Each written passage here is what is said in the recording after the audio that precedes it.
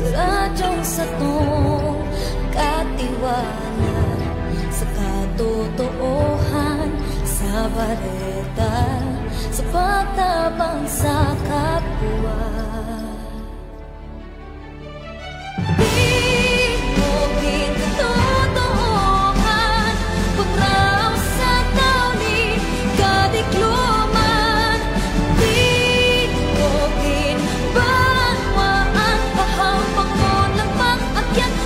Isog si masikat, mulay kang pangalam, asin pagtubod, tingog nin katotohan.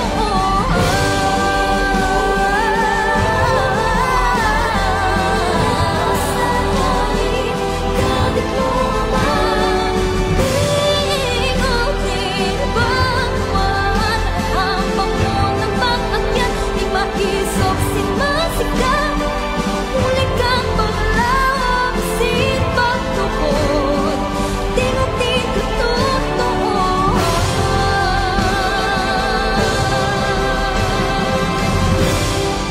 Radio Veritas. Ang oras sa Bilog na Pilipinas, alas 10:07. Ayan po ang katawakan. In every age, the Church carries the responsibility of reading the signs of the times and of interpreting them in the light of the gospel. If it is to carry out its task in language intelligible to every generation, it should be able to answer the ever-recurring questions which people ask about the meaning of this present life and of the life to come and how one is related to the other. From Gauditium et Spes. Paragraph 4. Inihatod sa Indo kan SEDP simbag sa Pag-asenso Incorporated, disiplina, pagkasarero, pagkamahigos, asin pagsarig sa Diyos.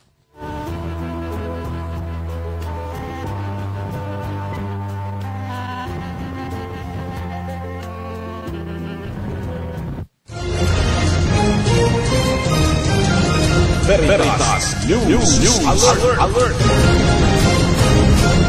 Nagaw yan pang alas 10 na news alert hatod kan Bear Brand asin kan Mark Cafe.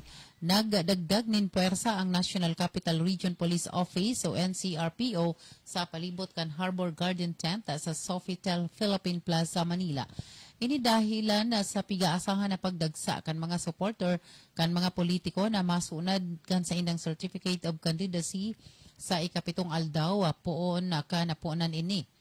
Napag-araman na gusto ni NCRPO Chief Police Major General Vicente Danao na mahigpit na maipautob ang health protocol siring kan pagsulog nin face mask as in physical distancing sa mga supporter na mapasiring sa luwas kan Sofitel, partikular sa tangod kan PICC.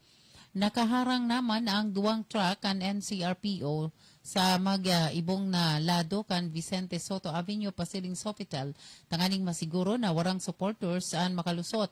Maging ang mga kalsada pasiring sa Sofitel, doble naman ang seguridad na ipiga pautob kung saan ang mga warang transaksyon o appointment dahil na pigpapadagos. Sa likod kay ni, liwat na nangapudan ang NCRPO sa mga politiko na dahil magsagibon o dahil na magsabay nin sangkaterbang mga supporter na pwedeng maging kausa kan or lakitan kan COVID-19. Yan ang pangalas 10 na news alert. Hatod kan Bear Brand, tibay ngayon, tulong para sa matibay na bukas. Hatod man kan Mark Cafe, 5-in-1+1 coffee mix, ang kaping tunay na may herbal at puro ang sangkap, basta Mark Cafe, swabe. Ini po si Susan Balane, maray na aga. Veritas News Alert. Ini ang Veritas Legazpi, Radyo Asin TV, katiwala sa katotohanan. Uya na ang programang Proudly BUNU, Bicol University, programang pang-edukasyon at pangkabuhayan. Aramon ang mga homegrown technologies as in researches kan Bicol University. Manood sa salud, agrikultura, edukasyon, negosyo, siyensya, information technology, as in iba pa.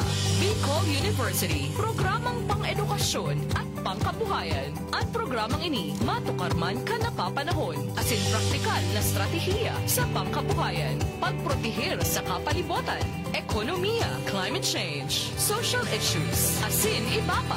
Bicol University, programang pang-edukasyon at pangkabuhayan. Kada Huwebes, alas 10 hasta alas 11 rin pagkaaga. Live na madadamog sa Radyo Veritas Legazpi, 1008 kHz. Mahihiling man sa Veritas TV, DCTV Channel 8, asin sa Facebook Live kan Radyo Veritas Legazpi. Ang programang ini hatod sa Indo kan Bicol University Extension Management Division. Uwi na ang programang pang-edukasyon at pangkabuhayan. Hatod sa Indo, kan Bicol University. Uwi na ang sa Indong host, Professor Edgar Barameda.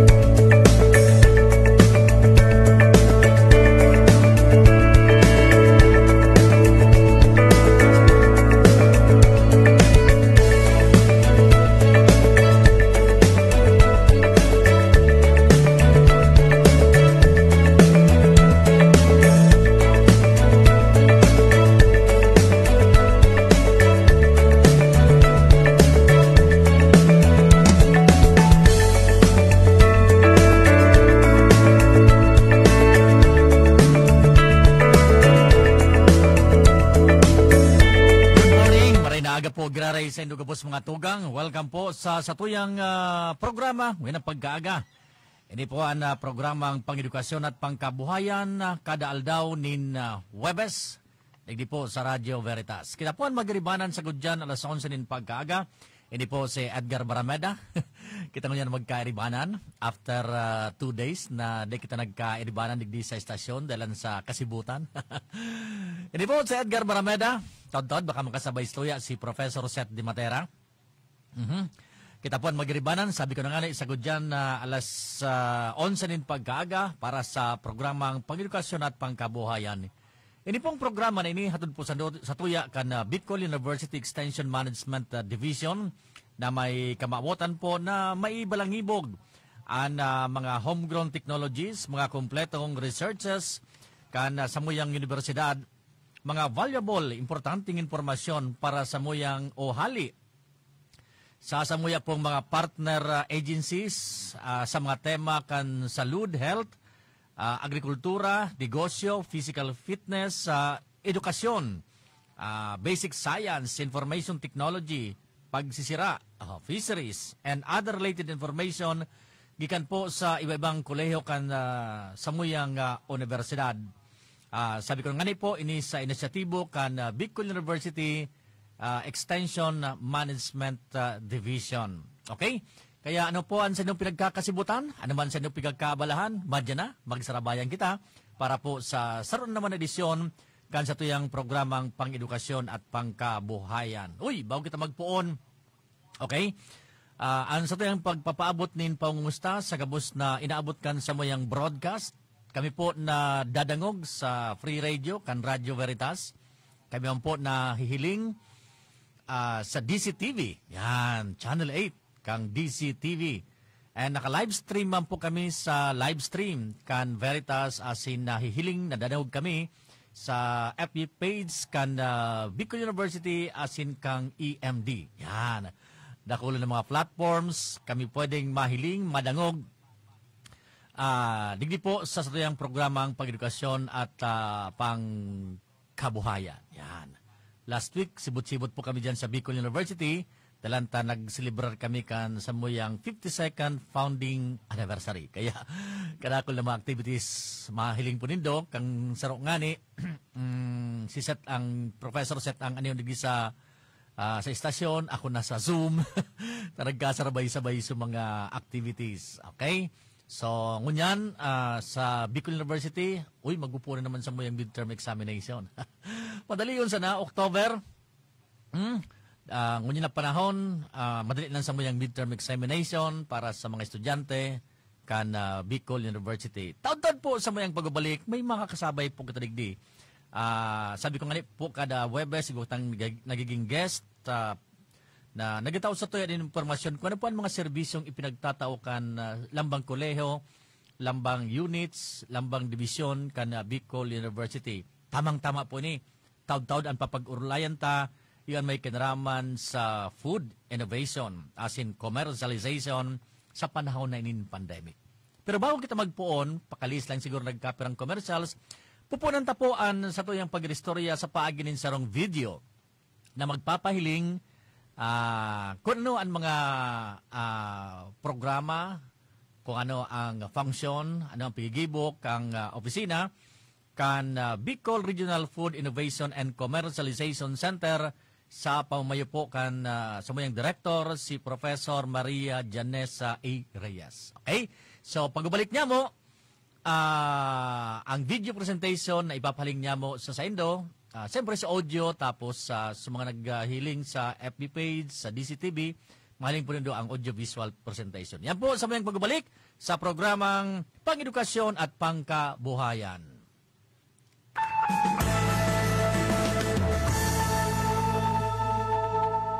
Ngayong simula na ng tag-ulan at pagdating ng mga bagyo, muling nagpapaalala ang Office of Civil Defense Bicol na mas maging handa sa posibleng mga sakuna. Siguruhing nakahanda ang inyong go bag na naglalaman ng damit, flashlight, baterya, radyo, inumin at pagkain na tatagal ng 3 araw, kandila, pito, posporo, at maging ang mga mahahalagang dokumento. Huwag din kakalimutang maglagay ng mga face masks at face shield. Gayon din ang mga alcohol at sabon. Ngayon, nasa kalagitnaan pa rin tayo ng pandemya. Mas malaki ang hamon na ating hinaharap. Ihanda rin ang first aid kit ng pamilya. Kung may miyembro ng pamilya na may maintenance, siguruhing sapat ang kanyang gamot. Habang maganda ang panahon, ayusin na kung may sira ang mga bubong ng bahay. Patibayin din ang mga pundasyon nito hanggat maaari. Ugaliing manood at makinig ng balita sa telebisyon at radyo. Agad na naglalabas ng abiso ang Pag-asa, PHOX, OCD at mga local DRRMO sa tuwing may parating na kalamidad. Ihanda rin ang buong pamilya. Mas mainam na makiisa sa mga pagsasanay na ibinibigay ng mga local DRRMOs at OCD para mapaghandaan ang mga kalamidad. Sa ganitong paraan, magkakaroon ng sapat na kaalaman na maaaring ibahagi sa mga kapamilya at mga kapitbahay.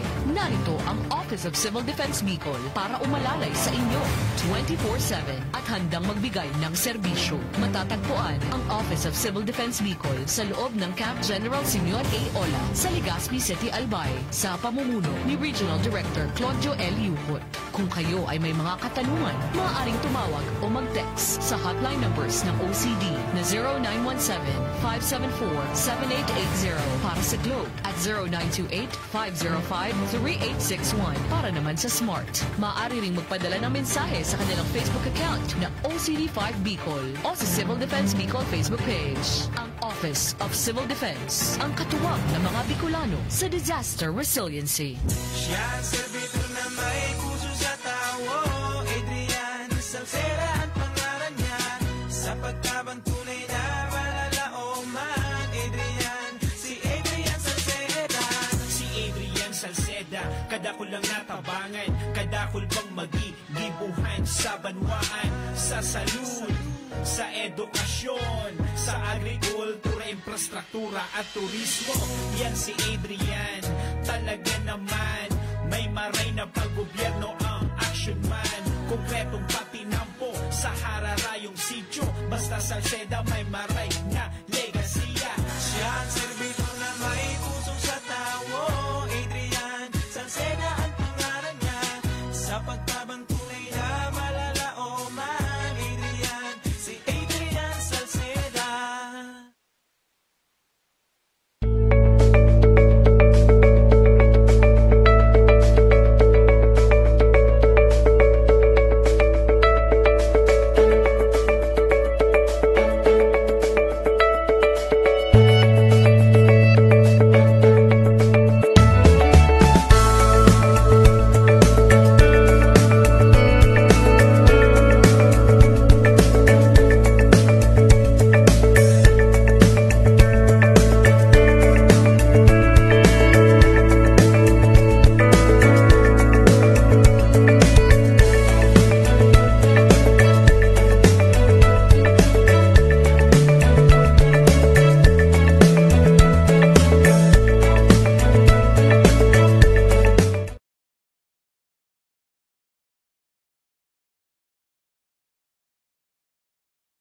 Sa tuyang bisita ng pagkaaga, si Professor Maria Janessa Reyes, ang Director kan Bicol Regional Food Innovation and Commercialization Center. Uni, i-play muna niya ito sa tuyang video para ma-informaran sa mga parantabay kung ano po ang opisinang ini, ang Bicol Regional Food Innovation and Commercialization Center sa Rarom kan Bicol University. Good morning. Welcome to the Bicol Regional Food Innovation. Good morning. Welcome to the Bicol Regional Food Innovation and Commercialization Center. A memorandum of agreement for the establishment of BRFICC was signed in 2014 by the Department of Science and Technology Regional Office Number 5, Bicol University, and the Provincial Government of Albay. The BU Board of Regents approved the establishment of BRFICC on September 2017. As part of the DOST's National Innovation Strategy, the establishment of food innovation centers in each region aims to improve the innovative capacities of MSMEs in the food industry in order to improve the quality of their products. The vision of BRFICC is to be a center of standard and excellence on food science, technology, and innovation, recognized for world-class products and services. The mission of BRFICC is to serve as an integrated innovation and support service network for the development and commercialization of processed foods to maximize value addition to diverse food resources and contribute to the sustainable development of the Philippine food industry. The Technology Hub is one of the center's components. On agreed terms and conditions, locally designed and fabricated food processing and packaging equipment is made available for use by a cooperator or beneficiary firm. The Food Research and Testing Laboratory is another component of the center. Firms will receive assistance with product and/or process development to improve and meet certain quality standards that will help to attain their goal to compete on a local and global level. The center, in collaboration with Bicol University, Regional Center for Food Safety and Quality Assurance, conducts research on developing innovative technology and improving local food products. The center's third component is technology training. Firms receive technical training in production or processing technologies and critical components of food processing, such as good manufacturing practices, hazard analysis and critical control point, cleaner production technologies, and other particular training needs. MSMEs and personnel from the Department of Trade and Industry, Department of Agrarian Reform, and Department of Science and Technology attended a techno-demo on vacuum frying in BRFICC. BRFICC, in collaboration with the Regional Bureau on Jail Management and Penology, held a webinar as part of the BRFICC's extension activities. It was a training for food service managers and supervisors to improve food management in all of the Bicol region's jails so that they can provide efficient and effective meal service to those who have been deprived of liberty. In collaboration with the Department of Agrarian Reform, a food processors training workshop in GMP, SSOP, and HACCP was conducted as part of the village-level, farm-focused enterprise development. Technical and productivity consultancy or advisory services are made available to firms through the centers and the DOST's pool of science and technology experts. Non-technical assistance such as entrepreneurial advisory, financial management, marketing, and others will also be provided by the center by tapping expertise available in the university as well as regional network and other institutions. Who is eligible to use the center's services? Any business in the Philippines owned entirely by Filipinos, any micro, small, or medium-sized business eager to incorporate technological innovations into their current operations, or in the case of startups, adapt the technology, are eligible to avail of the services of the center. For the purpose of providing services and making use of the facilities, a memorandum of agreement shall cover all engagements with stakeholders. The center will develop appropriate guidelines for each equipment's use. The equipment available in the center include water retort, vacuum fryer, cabinet dryer, spray dryer, freeze dryer, vacuum sealer, band sealer, can simmer, freezer, blast freezer, chiller, pulverizer, noodle machine. The vacuum fryer is used for deep fat frying. It is designed to fry under low pressure and in a closed system, lowering the boiling point of both oil and water in the food. Food dehydrates at a lower temperature, which preserves its natural color and flavor. The texture of the product is crunchier since it absorbs less oil in the process. Local fruits and vegetables such as banana, mango, pineapple, durian, jackfruit, papaya, okra, and carrot are examples of vacuum-fried products. String beans, sweet potato, taro, green pepper can all be vacuum-fried. Vacuum frying can also be used on marine goods such as tahong, squids, and crablets. The water retort is a vessel used for cooking and sterilization that can withstand extreme pressures. Designed to kill all microorganisms in order to extend shelf life and make products safe to eat.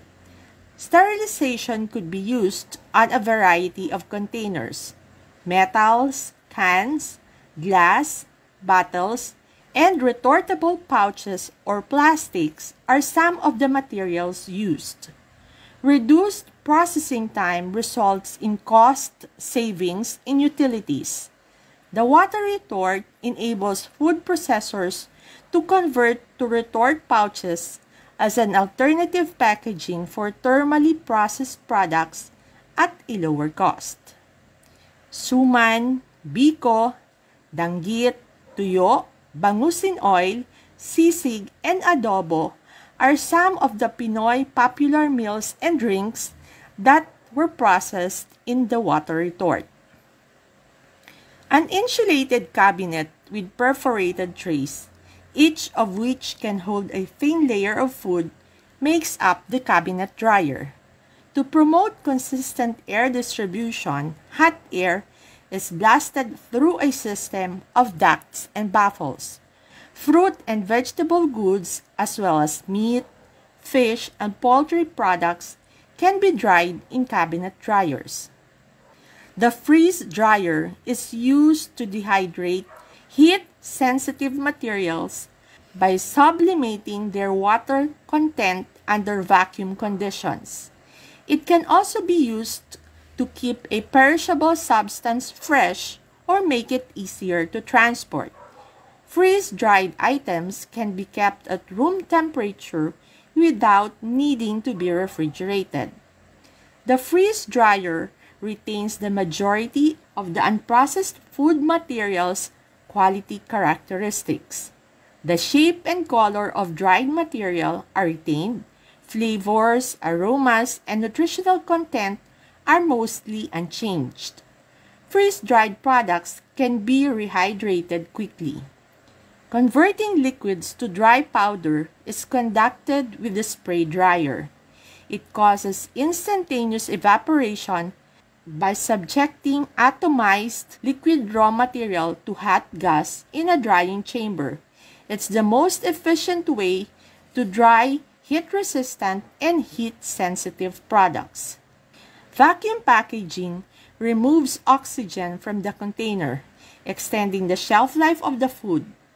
It stores food in a low oxygen environment, inhibiting the growth of microbes and reducing spoilage, hence considerably prolonging the shelf life of food. It is commonly used to store dry items such as cereals, nuts, cured meats, cheese, smoked salmon, coffee, and potato chips for long periods of time.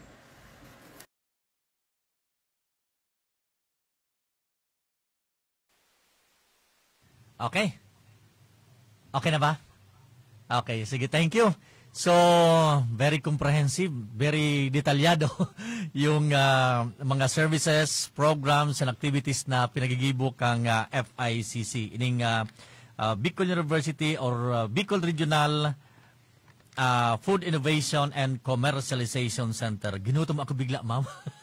Puros food sa pigristoryan. Pero magkaugma, no? Dako na akong naakudan sa functions kang Bicol Regional Food Innovation and Commercialization Center. Para magdagdagan pa po ang sa tuyang karaman, mga informasyon, nasa linya na po kan sa tuyang Zoom, si Professor Maria Janessa A. Reyes, ang Director kan Bicol Regional Food Innovation and Commercialization Center. Ma'am, good morning! Good morning, sir, and good morning to all the listeners and viewers of Veritas. Sabi ko nga, ma'am, bigla akong ginutom pagkadahugukan mga food processing, sa mga foods na pigupagi sa vacuum fryer. Ginutom akong bigla. So, dakol pa rin ma'am ang mga activities na siguro dapat maraman kan sa ito yung mga stakeholders, kan sa ito yung mga nasa loob kan Bicol University, mga paradangog ta, na araw po palang kanya ang serbisyong ipinagtatao, ang programang ipinagtatao kan sa ito yung Bicol Regional Food Innovation and Commercialization Center. Naraman ko naman sa videong pigpalabas na po takasubago, puon pa siya kang 2017, nagpuon ang sa tuyang opisina po, ma'am? Tama po ba ako, ma'am? Yes, sir. Nag-start po talaga siya 2017. Apo. Na-approve po siya kang Board of Regents kang Bicol University.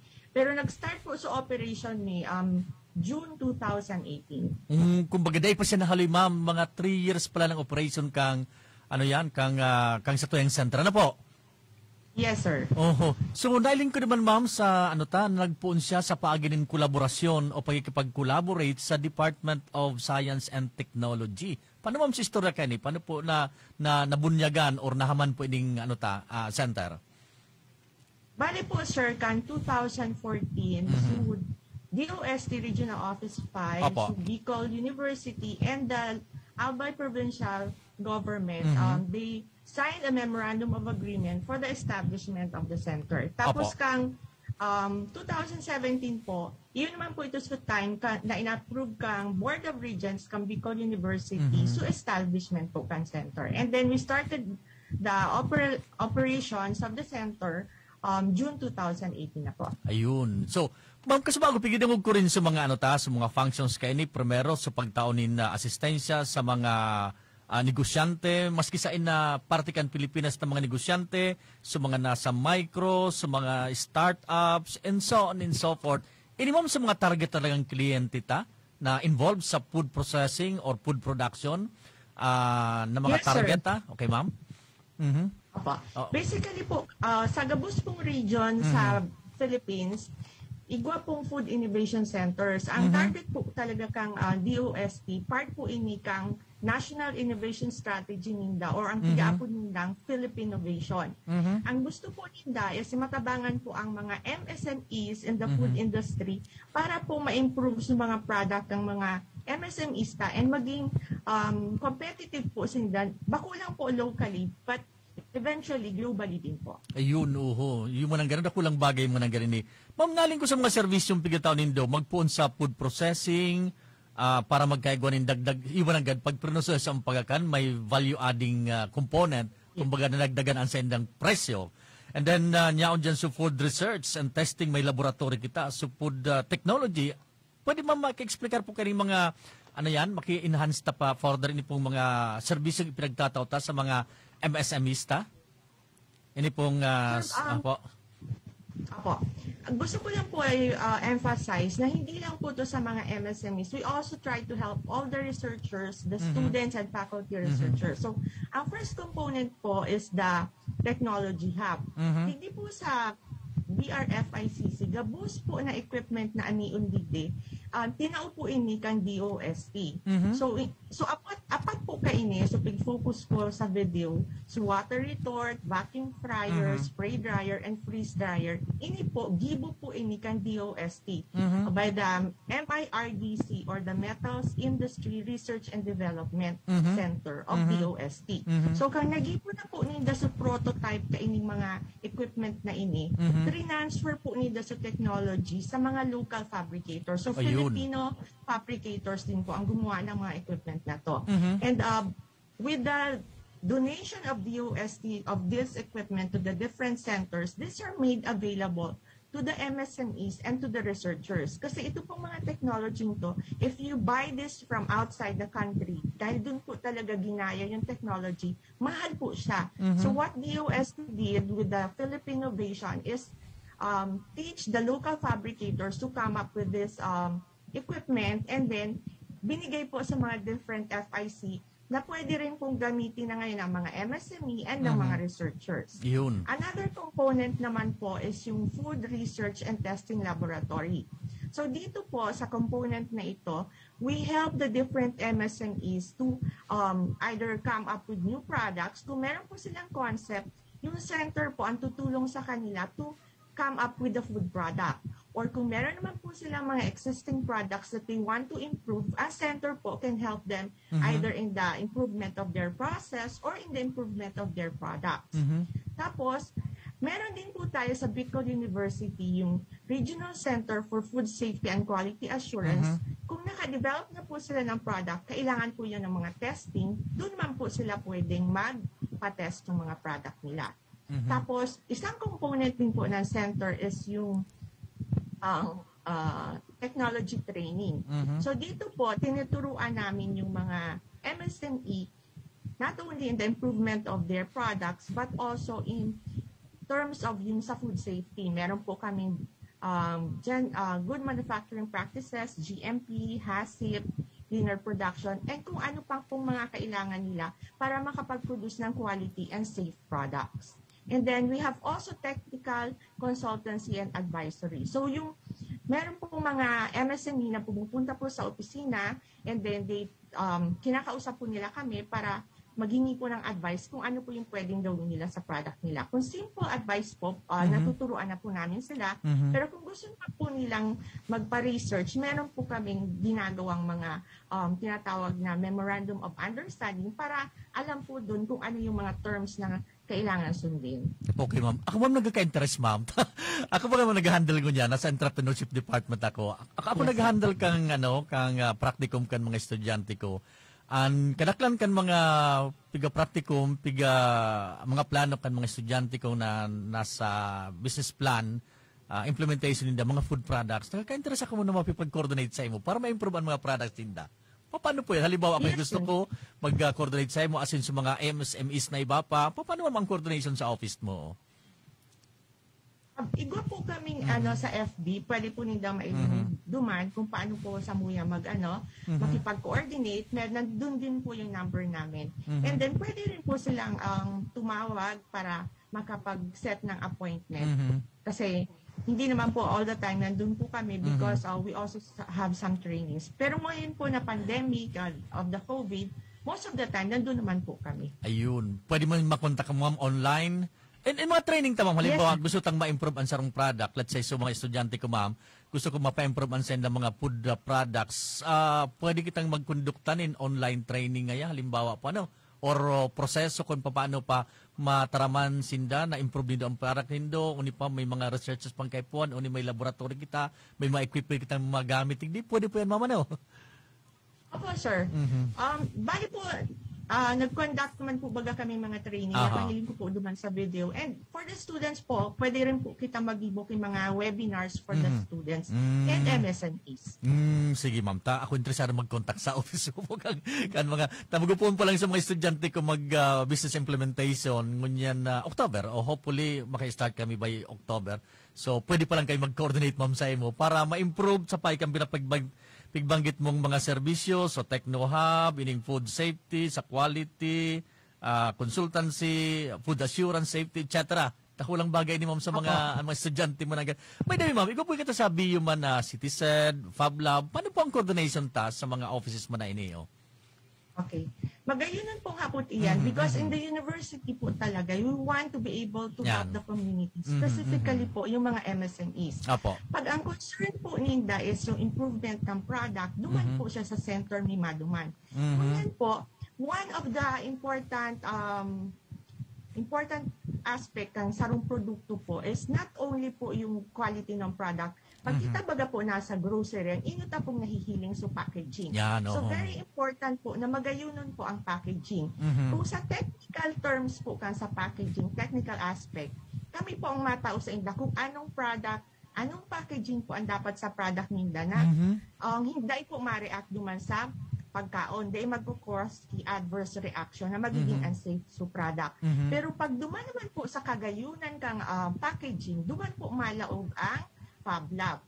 So, may mga product man po kami na nagpapatabang po kami sa Fab Lab kung paano po siya mapapagayon sa packaging. So, even po yung mga labels, nagagibo man po kay itang Fab Lab. So, kasabago po, na-mention ko na po so, sa RCFSQA or Regional Center for Food Safety and Quality Assurance, sinda naman po, so matest ka ito. Minsan po kayo nalilibong ang mga MSME na duman po sinda sa kuya para ipatest sa mga nakakagwaga po sa label, sa mga nutritional content. Bako po yan doon naman sa center me. Duman po siya sa RCFSQA. Pero nasa opisina mo ini ma'am? Sa opisina? Sa irarong pwede kang opisina mo ma'am?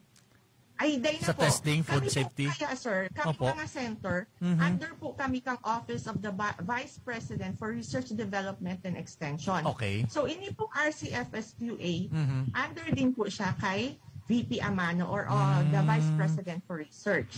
Ini naman po Fab Lab, nasa Busit lang po siya. So, araranihon po ini. Sa campus lang po kami. Opo.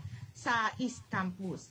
Igwa naman po, so kasabago pong pig-mention mo, so CTCED or Center for Technology, Commercialization and Enterprise Development. Sinda naman po, so in charge sa commercialization kang mga researches na nagigibot o the product na nadidevelop po sa Bicol University. Pwede po ining mga researches kang mga faculty and pwede rin po yung mga researches kang mga students. So, saro po kang pigigibungon niyan po kang CTCED is saro po sa mga product na na-develop ni Tigi sa center, so energy par.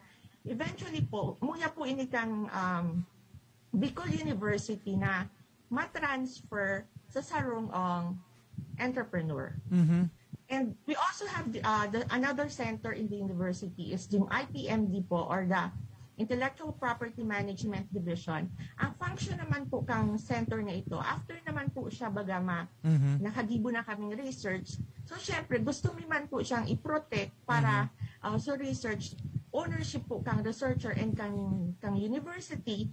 Ang function naman po kang IPMD, sinda po so nagpapapatit kang mga nagibo pong researchers. Ma'am, malinaw na sa kuya ang niya. Nasabutan ko na kung saan ako maduman, kung saan ko ikunay, kalimbawa ang sa tuyong mga estudyante, ang mga MSMEs or any business na involved sa production o sa food processing or sa food primarily, ngunyan aram tala kung saan maduman ng mga opisina dyan sa Laucan Bicol University. Ano po? Pero magkakabit sila ma'am, grabe ang mga coordination po nindo kayo ng mga opisina na nila po.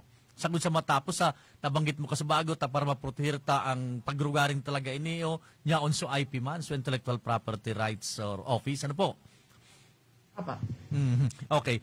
Mabalik ka rin sa mga activities na pinagigibutan. Nabanggit mo kasabago na nabanggit po naman sa video na saro sa pigatabangan ta so Jail Management Office, saka igwakisi sa DAR, so Jail Management Office para sa food management taning masiguro na medyo mari ang pagkakankan sa tuyang mga preso, sudar, So mga sa GMP and so on and so forth.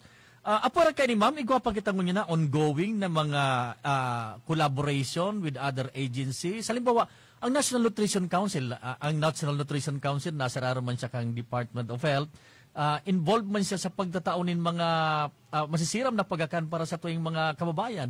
Meron po ma'am kita mga arugan or similar na mga ongoing or target na mga extension activities or collaborations pa po? Actually, wala pa po kami talagang collaboration with NNC. Pero more on, ang collaboration ni po talaga is DOST, sa DAR, and sa DTI. Ang mga activities ni po ngunyan na gigibuhon, ma-conduct naman po kami yung mga training, duma po sa iba't ibang equipment ni po. And then, itong arugman po kan sa BJMP, may mga i-conduct man po kami mga training sa food safety. Ayun, oho. Kasi ano ma'am nagpunta ng engagement sa BGMP? Ano ma'am Bicol region ini sa Kabilugan? Initially po talaga, ang may collaboration po is yung Busit. Ay, yung Busit. Since ako po, alimam po ako sa Busit, ang inot mi pong pigibo ka ito, nagtuturo po kami ng mga food processing sa Inda. And then, sa center naman po, nakipag-coordinate naman po kami sa BJMP, tapos nagtuturo naman po kami sa Inda kang food safety. So ipigpahiling ko pong training kaso bago, pigturoan mi po kang food handling and food safety and GMP. So mga nag-handle, so mga heads nila and so nag-handle talaga kang food service nila. Pero aside from that, dyan po kaya nagtatabang sa BJMP po, ang kagayunan po kaan, saro po sa pigtuturo nila duman sa mga PDL nila or persons deprived of liberty. Nagtatabang man po sila duman sa food service. So sila po, sa mga nagtatabang sa food service, pigturuan man po sila food safety para masiguro po na supigakaon po nila bako lang po sila mababasog, kundi nutritious na and sigurado po hindi sila magkakaigwa ki foodborne illness. Iyo mo nang gado. Mas maganyan. Mas nga napipreso sinda mga PDL na pigapod. Pero first and foremost magira yung safety, saka yung food nutrition, saka yung paano pag-handle kan food na pigitaw sa inda. Okay. Ma'am, pira po ang pira ang staff ta dyan, ma'am, sa tuyong opisina. Saka, saan halip po sinda mga units tao?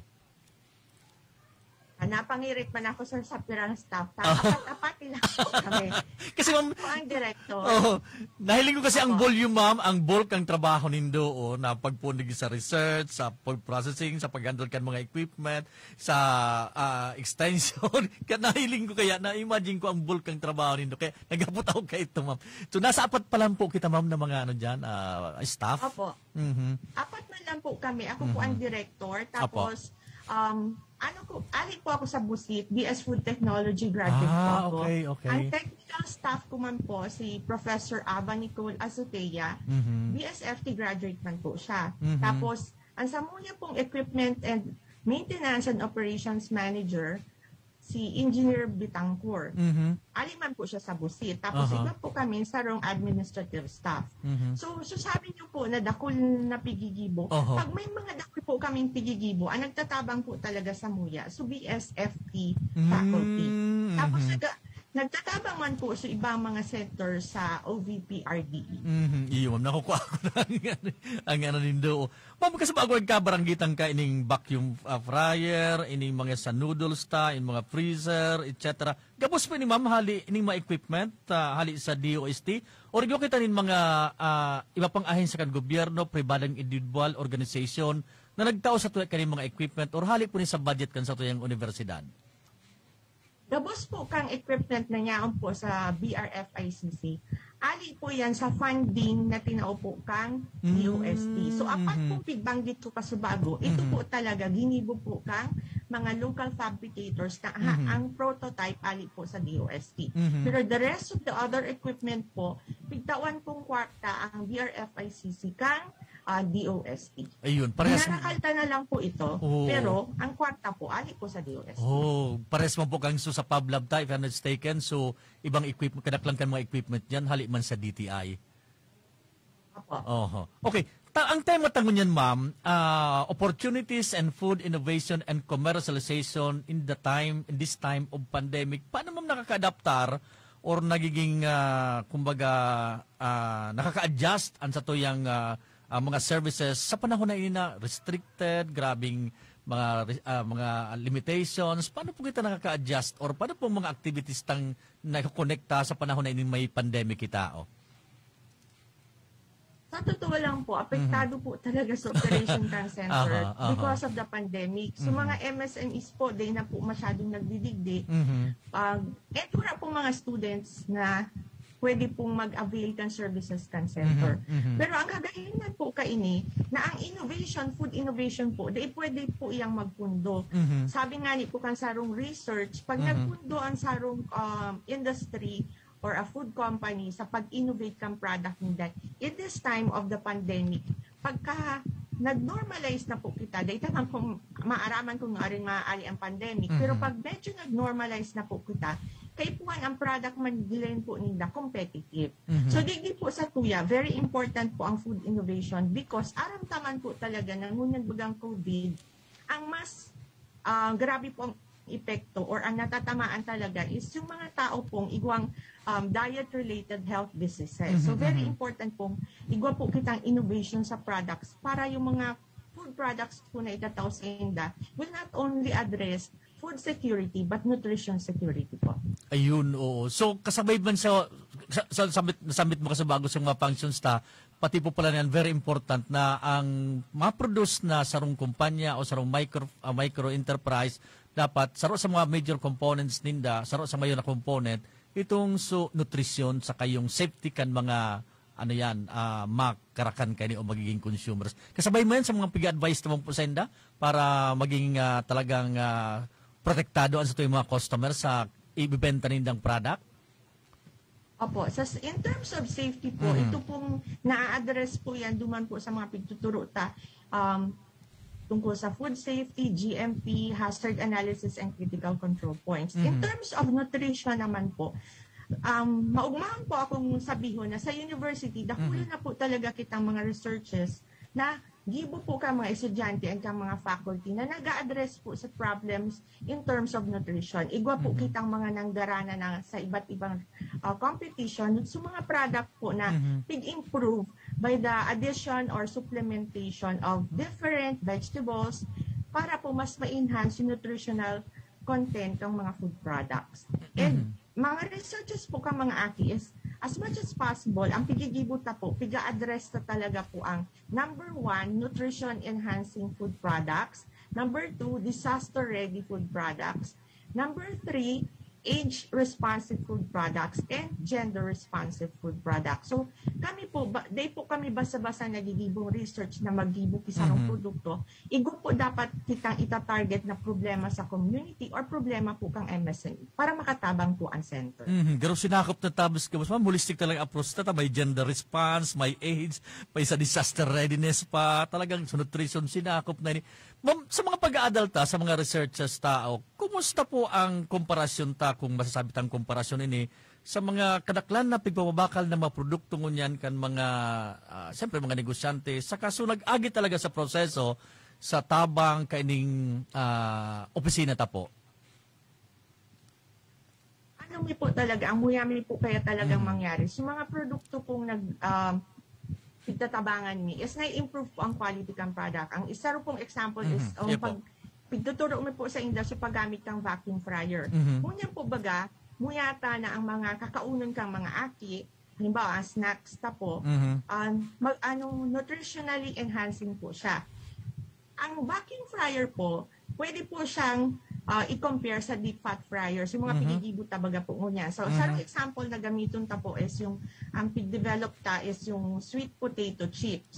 Pag ang kapote po, pig-fry ta po yan sa deep fat fryer, ang oil retention po kayan halangkawon. Pero pag pig-fry po yan sa vacuum fryer, nalilesen by as much as 42% po. So, na-absorb na oil. So, nahihiling ta po na less fat content and very nutritious po pag halimbawa ginamitan po kang vacuum fryer kasi ang pinakamagaling po dyan is nare-retain kadaklan po kang nutrients. Sunod po kaan is pag nag-prito po baga kita, tapos halangkawon ang temperature, nagde-develop po siya, nagpo-form key acrylamides. Ini pong acrylamides na ini, eventually po, pwedeng maging carcinogenic siya. And then, magkakakos siya ki cancer sa pirmi po nagkakaon ki mga deep fat fried foods.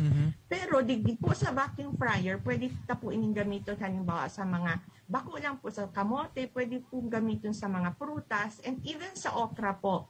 So, ang mga ati baga po, abo magkaang po mga gulay. Pero pag deep fat, pag vacuum fry po ang okra, garo na po siya ang parang sa mga chichirya po, pero healthy po siya. Kasi aside sa nare-retain po so nutrients, mahiling mo po sa okra, nare-retain niya po so color, flavor, and even the aroma of the okra. Iyo, nasusundan ko mabigay sabi ma'am, ta sa harong ni Be, sa mga aki ko, igwa man na nababakalbagay dyan sa ano niya na, so pagluto kang fries, dahil naman nag-agi sa oil. Tapos sabi ko managad, pag iagi managad sa prito, either deep fry or bako isang deep fry, nahiling ko managad ma'am na malanahon. Grabe ang lana. Regardless ko anong klaseng lana, either na ano yan, so coconut oil, palm oil, etc. But still, ang lana man managad ma'am, maski por paano, igwanin effects sa satuyang salod pag nawalat man yan. So, ini ang kagayunan na niya on satuyang vacuum fryer kasi nga, nawawara. So, nasabi ko sa bago ma'am, 42% kang oil nawawara sa pagkakan. Ano po? Hindi po baga sa oil na pipiprituhan. So, yes, so ordinary frying po, na-absorb siya. Pero pag sa vacuum fryer, 42% po kayo ito nahahali. So, day na po siya nakakaon kang consumer. So, aramdaman po kung sa food pyramid, ang mga fats niya, nasa top po siya. So, dapat po, dit lang ang pag-consume ka. Ayun, naramdaman ko ma'am, so food pyramid kang National Nutrition Council na, ano yan, so mga basic bagang pagkakan managada dapat handa. Pero, akaunon, pero sa proseso kan pagkaon kayo, dapat ma-observe naman ang ganyan mga proseso like paggamit ka ining vacuum fryer, itong ways na mawara-wara ang lana. Tapos bigsayo mo kasi bago na so paghalangkaw ang temperatura, pag dahil tabaga natatansya ang temperatura, may problema pala niyan sa salud. Ano? May epekto pala niyan sa pagkakana, pwedeng magkausanin maraot na epekto sa tuyang salud. Ano ma'am, pag natatansya? Opo, pag halangkaw po kay ang temperature ng oil, pwede pong mag-form nga ni kasi sabi kong acrylamide na carcinogenic po yan.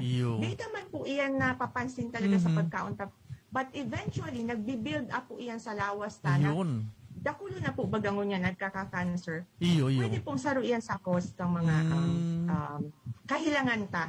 Sa kasaro po, sa kagayunan pa, halimbawa kainin vacuum fryer is, di na po yan nagkaka-anti-preservative, di na nagdadagdag ano pa pong mga, let's say, sugar, kasi yung natural flavor of the food po ang nagaluwas. So, yung health, diet-related health disease na halimbawa, diabetes because of excess sugar, mape-preventa. And then yung isa naman po, yung sa high blood because of the high fat content, mababawasan din po. Ayun, lalo ko nagkakaigwanin na idea. Lalo baga ma'am, na-imagine ko, pag nag-barbecue ba kita, o pag nasobran ki baga, natutong, itom, di ba ma'am so, itom duman, carcinogenic mo nito, nagkakaigwanin epekto sa tuyang lawas. So, garo-arong kan ma'am sistema sa vacuum fryer na naibitaran ito na mag-develop itong carcinogenic substance na pagliminag sa tuyang lawas eventually. Sa ngunyan, dahil pamamatian siguro yan, pero later on, ganoon nag-ano yan mama, nag-develop sa lawas tapo ano?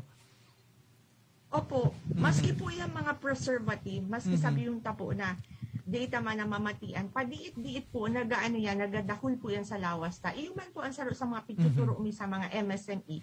Kamisan po, ang ibang MSME, mas gusto ninda mas dahol na preservative, mas masira, mas magayon.